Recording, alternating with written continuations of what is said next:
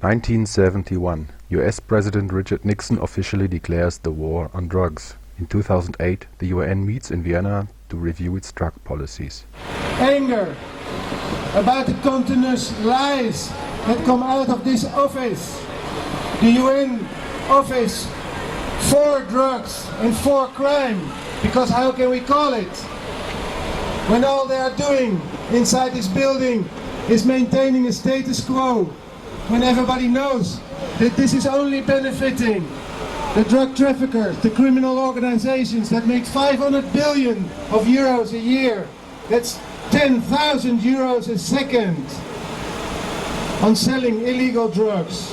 ENCOD started as a group of NGOs that are concerned with the lack of democracy, the lack of transparency, the lack of participation of citizens in the drug policy debate. We would like that the United Nations does not take one uniform position on drugs and all countries in the world copy that policy. We would like that the individual countries, national governments have the sovereignty over their drug policy and can install the policies they themselves think are fitting in their society, which is not the case today.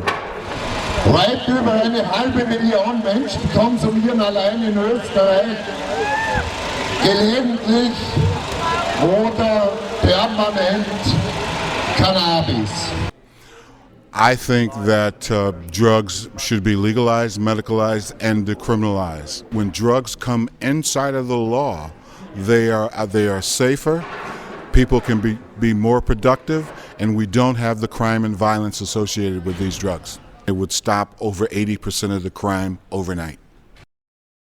We see that all drug-related health damage is first of all related to the fact that drugs are illegal. There is a critic of countries who are persecuting small-scale growers and users instead of going after the traffickers and the mafia.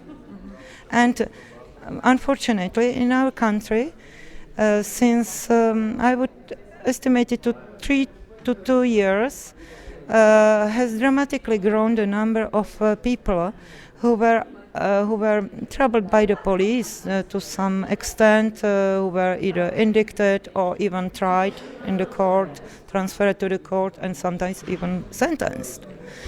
And I'm speaking about people who were using it for medical purposes.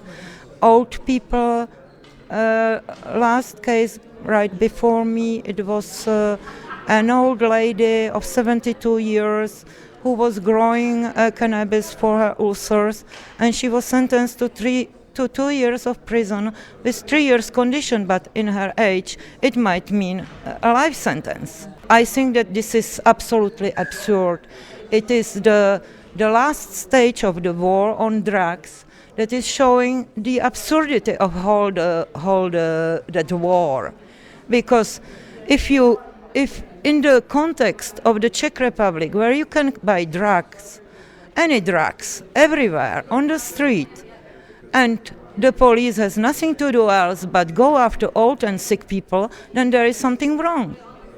The drug war is built on 3 basic phenomena. Greed, the money not only from the drug cartels make, but the people that enforce the drug war laws, the cops, the judges, the prosecutors, the prison building, very lucrative market. Those markets would disappear under the legalization of these drugs. The second basic phenomena is fear. Fear from the doctors and the populace about these drugs. And you should not fear them. What you should do is bring them inside of the law so you can control them. And the third thing is overt racism. What we propose is a system where drugs are produced and distributed and consumed in a legal framework. That means that authorities can, on any moment of this consumption process, control the quality, control the the way that drugs are produced, control age limits. If we agree that these kind of substances are best not to be consumed regularly by younger people, by minor, then we have to have a policy that prevents these minors from having access to these substances. Hemp would, over a period of time, with research, would revolutionize 3 industries. The garment industry, clothing. It would revolutionize the paper industry and the food industry. It's a high content in protein. First they ignore you. Then they try to discredit you. Then you win. So they're at the discreditation stage. They can no longer ignore us. But we're going to win. There's no doubt about it. It might not happen in my lifetime, but we're going to win.